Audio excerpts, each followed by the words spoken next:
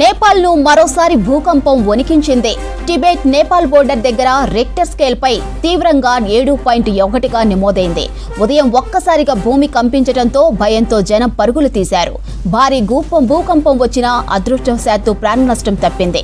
ఈ భూకంపం నేపాల్ టిబెట్ సరిహద్దుకు 93 కిలోమీటర్ల దూరంలో ఉన్న ప్రాంతంలో సంభవించింది. టిబెట్లోని షిజాంగ్లో 10 కిలోమీటర్ల లోతులో భూకంప కేంద్రాన్ని గుర్తించారు అధికారులు. దీని తీవ్రతతో నేపాల్ రాజధాని కాఠ్మండ్లో సహా పలు జిల్లాల్లో ప్రకంపనలు చోటు చేసుకున్నాయి. నేపాల్ భూకంపం ప్రభావం భారత్లోని ఉత్తరాది రాష్ట్రాలపై పడింది. ఢిల్లీ, ఎన్సీఆర్, వెస్ట్ బెంగాల్, బీహార్, అసోంలో సహా పలు ప్రాంతాల్లో భూమి కంపించింది. అటు చైనా, భూటాన్, బంగ్లాదేశ్లోని పలు ప్రాంతాల్లోనూ ప్రకంపనలు సంభవించాయి. నేపాల్ను మరోసారి భూకంపం వణికించింది.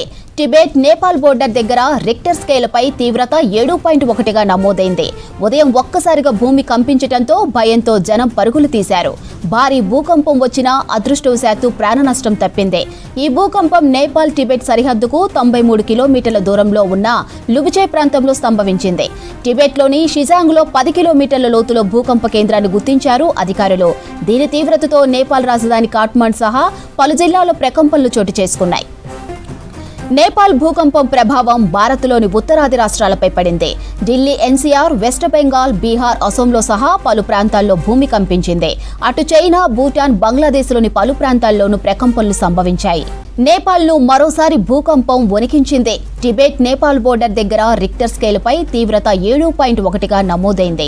ఉదయం ఒక్కసారిగా భూమి కంపించడంతో భయంతో జనం పరుగులు తీశారు. భారీ భూకంపం వచ్చినా అదృష్టవశాత్తు ప్రాణ నష్టం తప్పింది. ఈ భూకంపం నేపాల్ టిబెట్ సరిహద్దుకు 93 కిలోమీటర్ల దూరంలో ఉన్న లబుచే ప్రాంతంలో సంభవించింది. టిబెట్లోని షిజాంగ్లోని 10 కిలోమీటర్ల లోతులో భూకంప కేంద్రాన్ని గుర్తించారు అధికారులు. దీని తీవ్రతతో నేపాల్ రాజధాని కాఠ్మండ్ సహా పలు జిల్లాల్లో ప్రకంపనలు చోటు చేసుకున్నాయి. ఇక నేపాల్ భూకంపం ప్రభావం భారత్లోని ఉత్తరాది రాష్ట్రాలపై పడింది. ఢిల్లీ, ఎన్సీఆర్, వెస్ట్ బెంగాల్, బీహార్, అసోంలో సహా పలు ప్రాంతాల్లో భూమి కంపించింది. అటు చైనా, భూటాన్, బంగ్లాదేశ్లోని పలు ప్రాంతాల్లోనూ ప్రకంపనలు సంభవించాయి.